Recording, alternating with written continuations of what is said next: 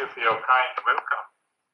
It's a great pleasure to be back in your beautiful and historic university here in Leuven. I've chosen as the topic for my lecture, Does the West Understand Human Rights? Does the West understand human rights? The anthropologist Jack Goody recalls a demonstration in the early 1950s in a town in the French colonial territory of Upper Volta, now known as Burkina Faso. He witnessed an orderly mass of African workers who were surrounded by French police. These workers were demonstrating, they were carrying banners, and on the banners were written the words, Liberté, Égalité, Fraternité. Now this is but one of many ironies, hypocrisies, and myths that surround the current discourse on human rights. And in this lecture, I want to look particularly at three popular myths. The first is that human rights is a modern Western notion that has been resisted by non-Western countries. Human rights is a modern Western notion that has been resisted by non-Western nations. During the 1950s and 1960s, the newly independent countries in Africa and Asia, along with some of the Arab nations, were amongst the most enthusiastic champions of human rights.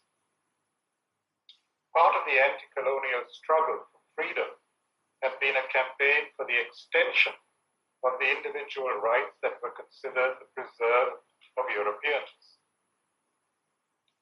Indeed, the historian of the period, Roland Burke, characterizes this phase, especially as the decades advanced, as one of what he calls militant third world universalism.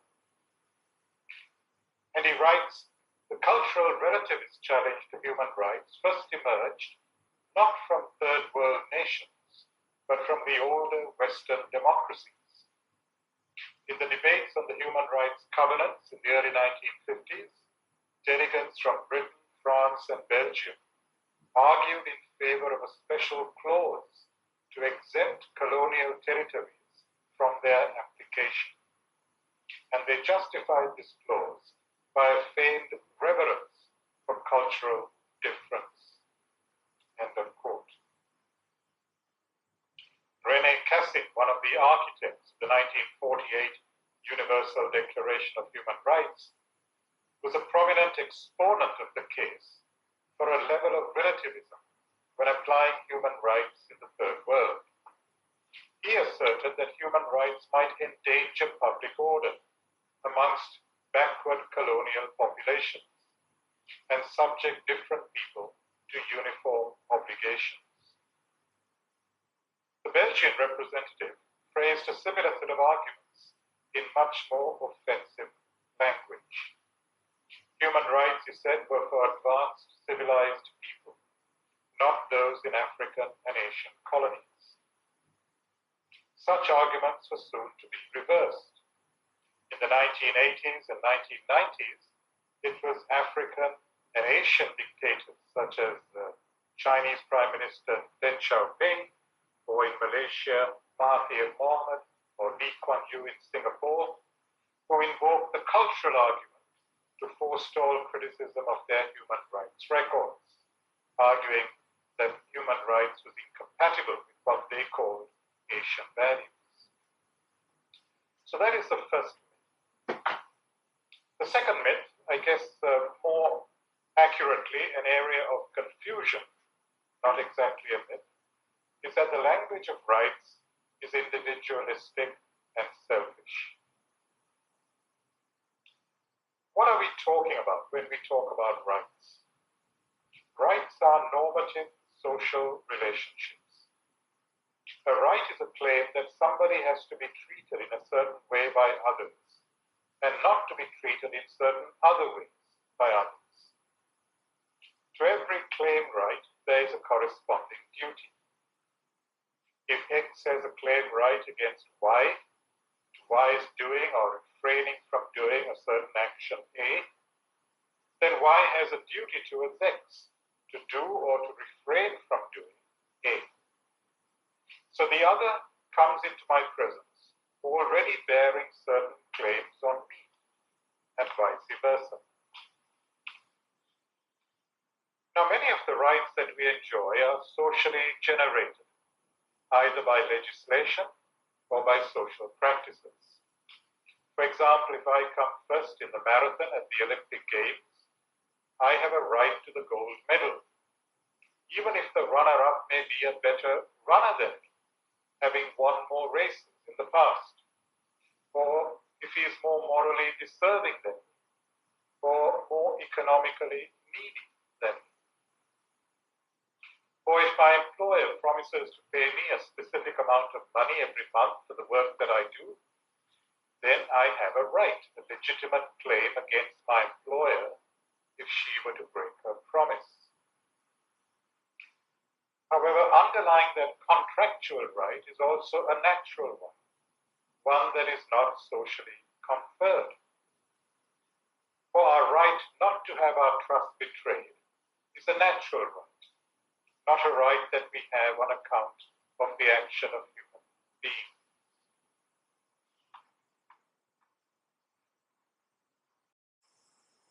Natural rights undergird the framework of justice that we appeal to whenever we evaluate morally the laws and the social practices that confer rights on us. These natural rights are grounded in the worth of entities.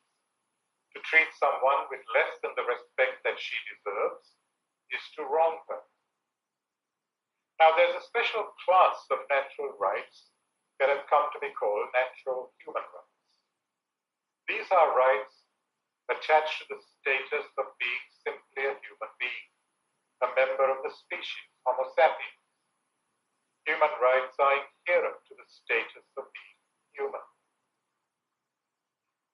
Now, many of the rights that are described as human rights in official declarations are, strictly speaking, not human rights at all, as they are socially conferred and they do not apply to all human beings.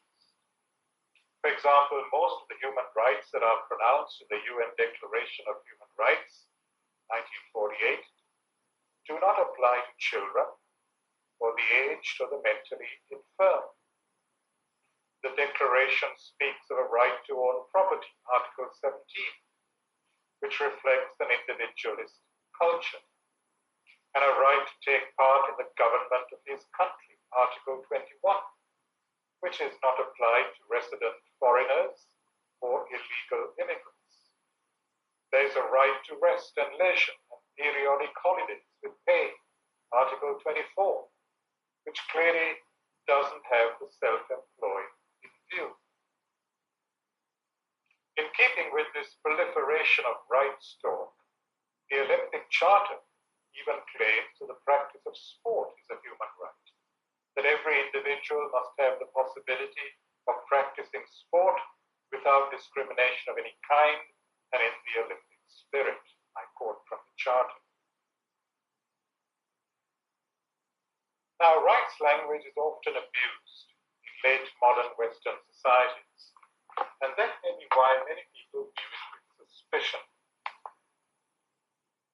For instance, when the abortion of unwanted babies is defended as the exercise of something called reproductive rights, or when people degrade other human beings in pornography or hate speech, and then defend themselves by claiming a right to freedom of expression.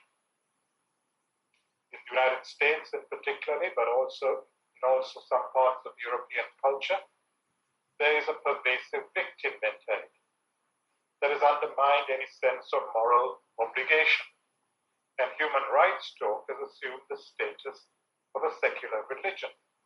So people respond to every misfortune or disappointment with litigation, and every grievance that they have is couched in the language of rights. So people talk of LGBT rights. Well, where do these rights come from?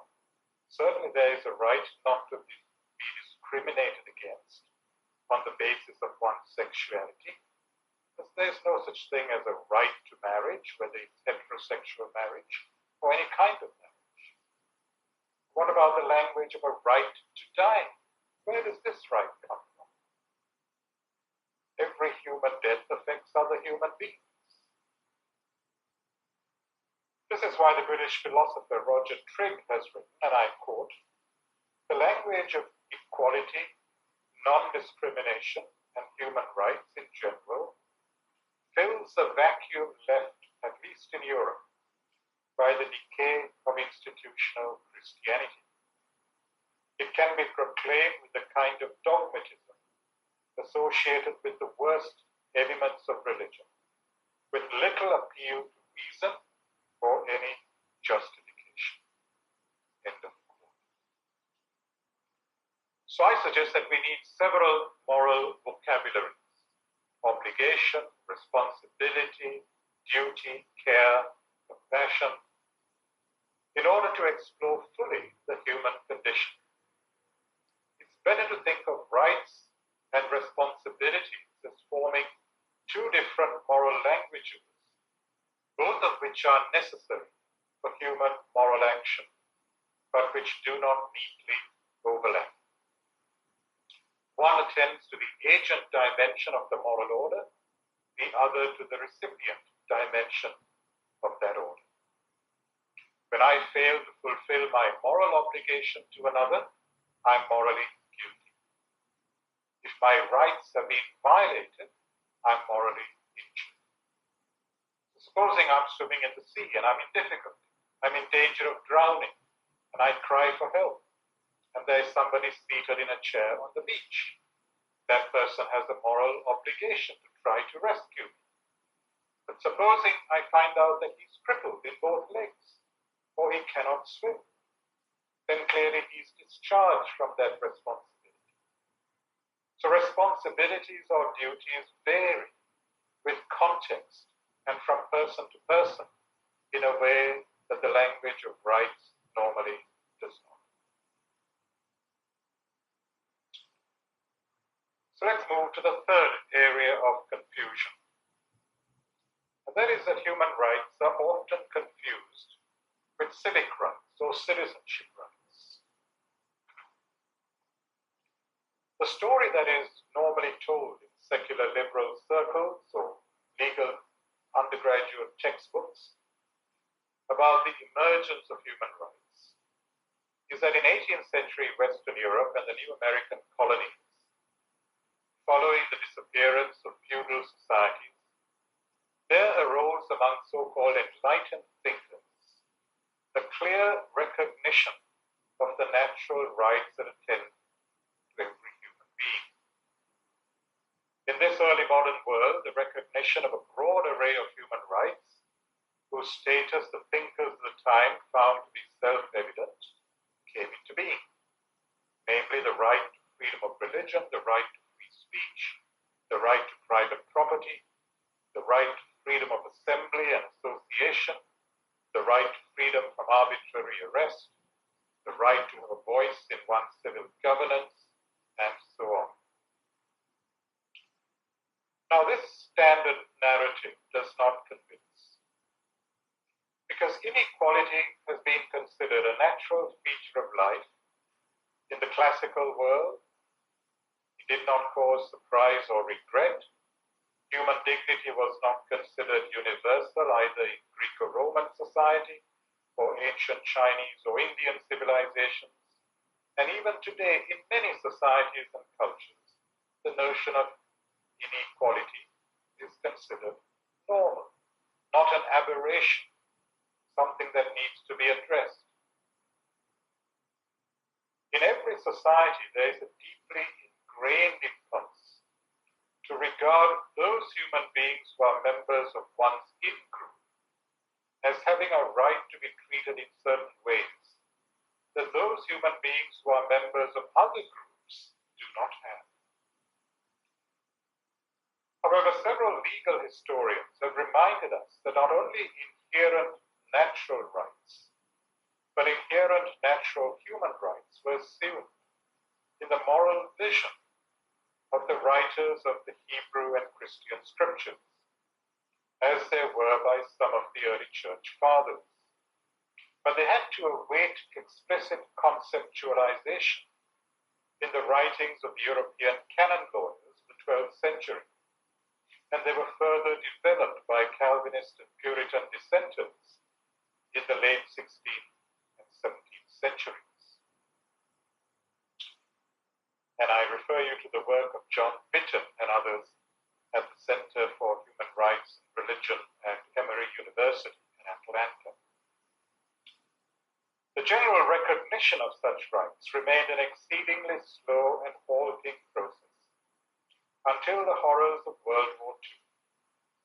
If the 20th century was the most horrendous ever experienced in human history, one of its greatest achievements was the recognition and articulation of such human rights in the UN Declaration of 1948. How then are we to interpret what happened in early modern Western Europe? It was the recognition of the rights that attached to the full-fledged citizen.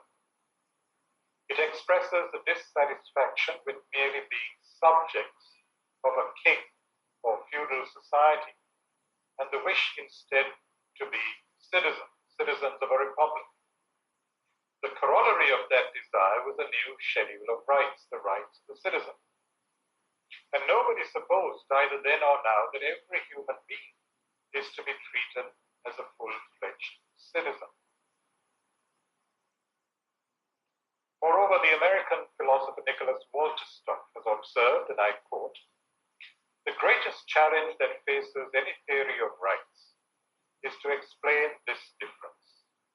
Why is it that we have a right to certain actions and restraints from action on the part of persons and social entities, whereas to other actions and restraints we do not have a right, even when those others would be life goods for us, enhancing our flourishing?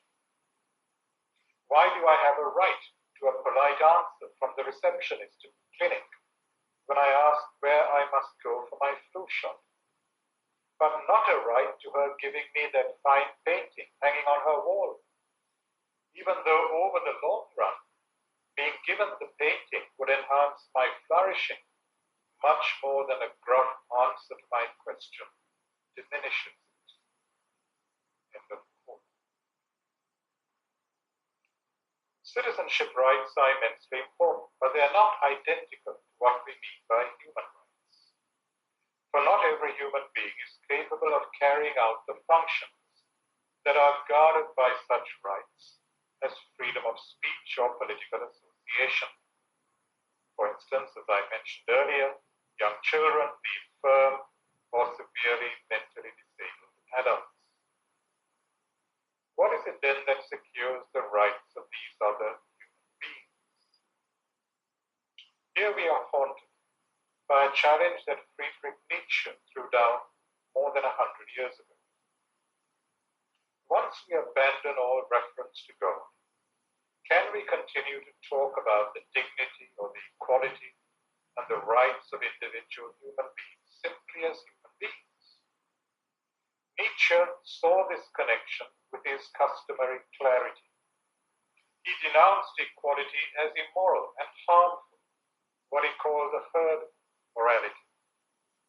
And he linked it to the resentment of weak and ineffectual Christians who aspire to but cannot attain the status of the master class. Nietzsche wrote, and I quote, "The poison of the doctrine of equal rights for all.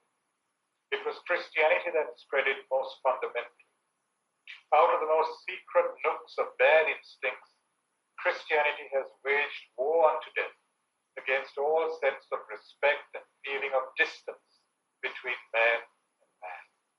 End of quote.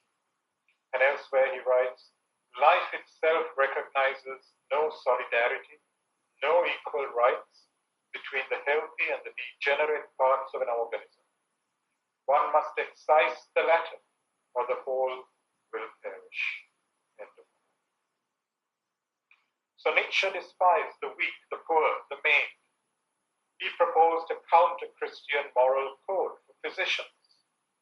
The physician here should encourage in himself an active contempt for the invalid, regarding him as a parasite on society when he comes to a certain stage of degeneration.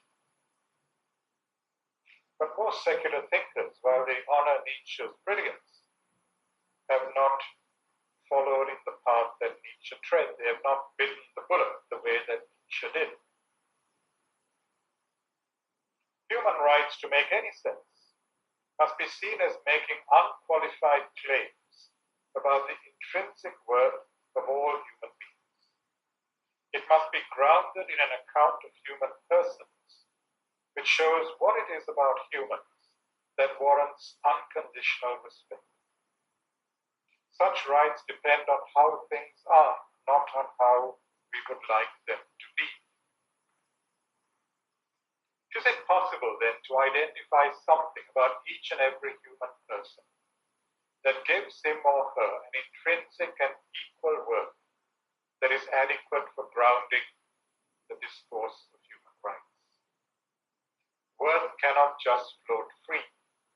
An entity has worth on account of some property or capacity it possesses, some activity it has performed or is performing, or some relationship in which it stands.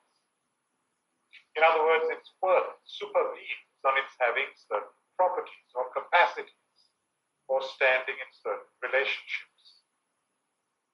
Now, this is not merely of academic interest, because when there is no public understanding of why human beings as such carry intrinsic worth, then either every political claim will be dressed up in the emotional language of rights, thus stripping the language of human rights of its unique power, or the public expenditure of scarce resources on unproductive members of society by ensuring for all of them certain goods, their natural human rights. This will make no sense and will be strongly resisted. The modern Western philosophical tradition has usually sought to ground such rights in the human capacity for rational action or moral judgment. No doubt the capacity for such rational agency or moral agency is a source of great worth and commands respect. But that cannot adequately ground human rights, because those who exercise such capacities more excellently than others are obviously of more worth than others. And also, as I stated earlier, a good many human beings have not yet realized these capacities, and some never will.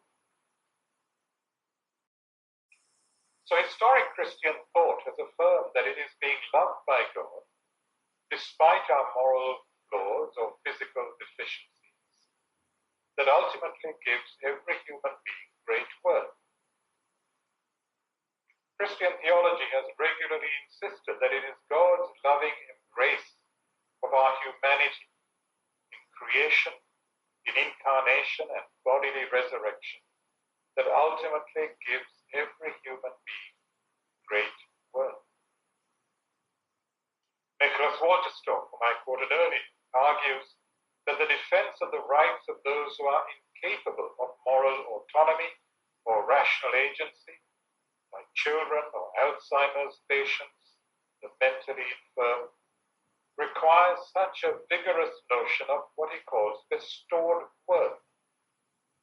So just as we value a painting by Rembrandt because it comes from the hand of the master, so when we stand before another person, however destitute, disabled, diseased, or degraded, we stand before someone whose great worth has been bestowed on him or her by the Creator.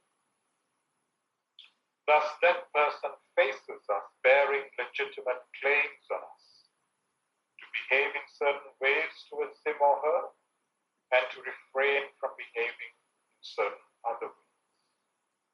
That is the notion of bestowed worth. In G.K. Chesterton's vivid image, people are equal in the same way that pennies are equal. Some are bright, others are dull. Some are worn smooth, others are sharp and fresh. But all are equal in value, For each penny bears the image of the sovereign. Each person bears the image of the King of Kings. And I believe that it is this framework of conviction that sustains the discourse of human rights and secures justice for men, women, transsexuals, and children all over the world. So in my closing time, let me highlight 4 contradictions in the practice of human rights by Western governments. 4 contradictions. Firstly, the right of mobility.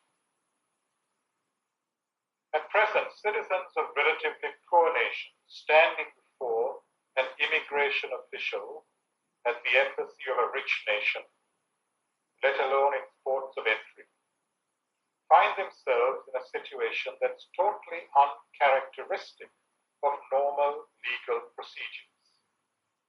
Instead of being regarded as innocent until proven guilty, they are assumed to be criminals unless they can prove that their stories are true. And this applies not only to those who are seeking refuge or permanent migration, but those who want to come to study, to attend a conference, to visit family and friends, or simply travel as tourists. They are no longer regarded as singular, particular human persons, bearing an intrinsic dignity and a unique individual story, but they are treated as members of collectivity. These people are Chinese or Sri Lankan or Ghanaian. Their worth depends on the national income level of their respective countries. So while for a rich person from a rich country, borders are a mere formality, for a poor person or even a rich person, like myself from a poor country, the border becomes an obstacle to be confronted.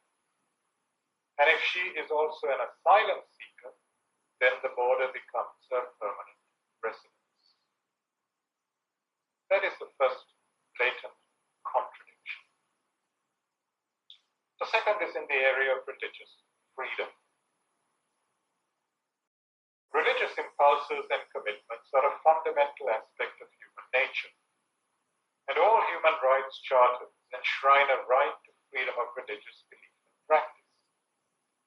This is under threat today in some European jurisdictions that pursue a single-minded focus on equality and non-discrimination, riding roughshod over people's religious sensibilities. The implementation of rights, whether civil rights or human rights, is not always easy and non-controversial. Rights often clash with one another, and they need to be balanced against each other on a case-by-case basis. The application of a specific right can be restricted in a given context. For example, the right to life in situations of self-defense or warfare. Which right has priority in a given context cannot be decided abstractly beforehand and without engagement and negotiation with all the parties concerned.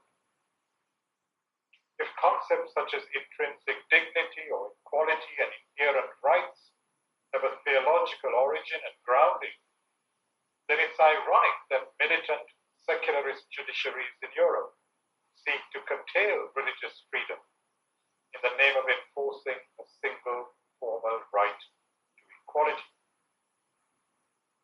Equality of persons in a healthy democracy, a pluralist democracy, cannot be reduced to a uniformity of belief and practice. And disagreement and debate has to be nurtured, not stifled in the public sphere. European courts tend to work with a narrow individualistic understanding of religious traditions. So freedom of religion is reduced to the individual's liberty of conscience, to the freedom of belief, or even to her right to engage in worship. But religious freedom applies not only to individuals, but to the religious communities to which they belong. and which shape their identities. It's not for governments and courts to decide what is central and not central to their historic identities and traditions, but rather there should be a deep-seated dialogue between the various parties concerned before legislation on a matter is framed. Groups and institutions also have rights because they are capable of agency. Governments are only one human authority amongst others, albeit having a unique role as the court of last resort in rendering judgment. Where this associational pluralism in a society is undermined by a government, as when the latter seeks to absorb all other authority structures within itself, totalitarian powers are set in motion.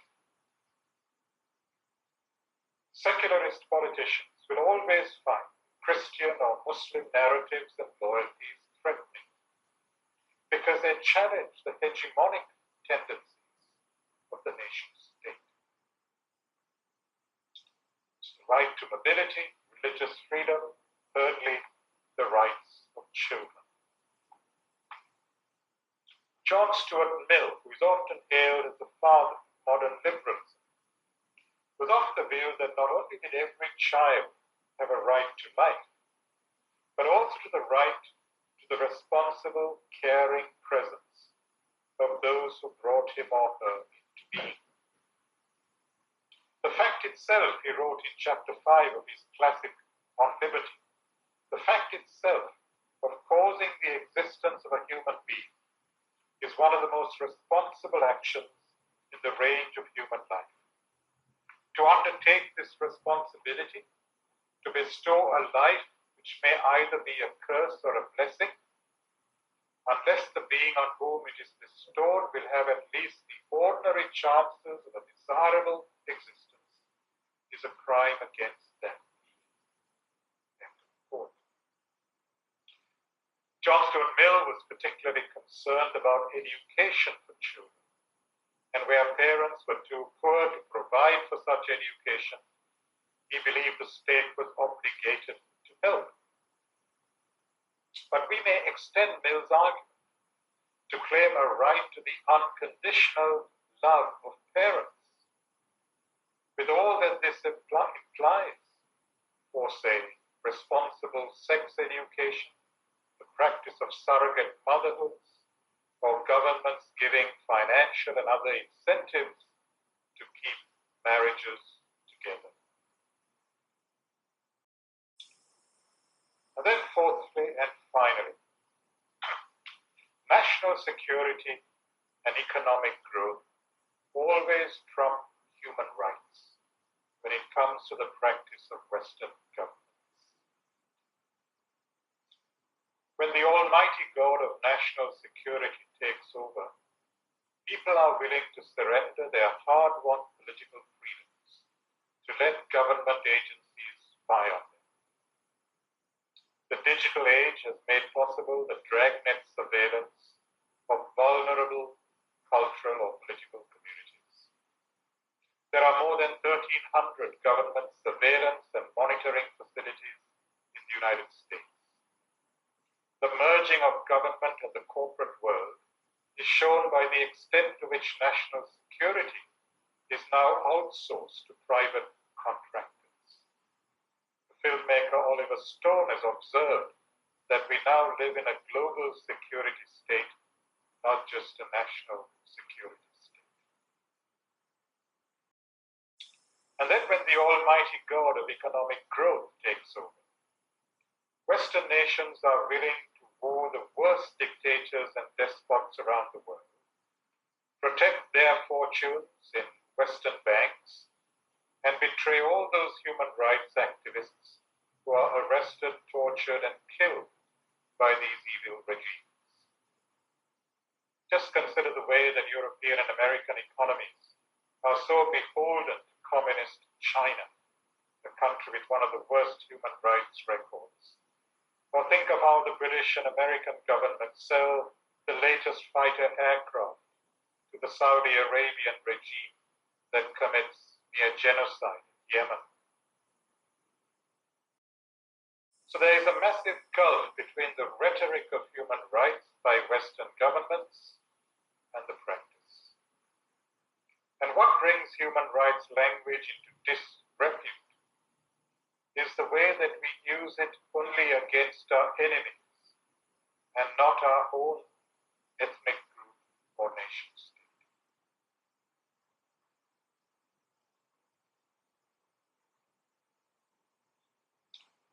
So the continuation of liberal representative political institutions in the Western world cannot be taken for granted.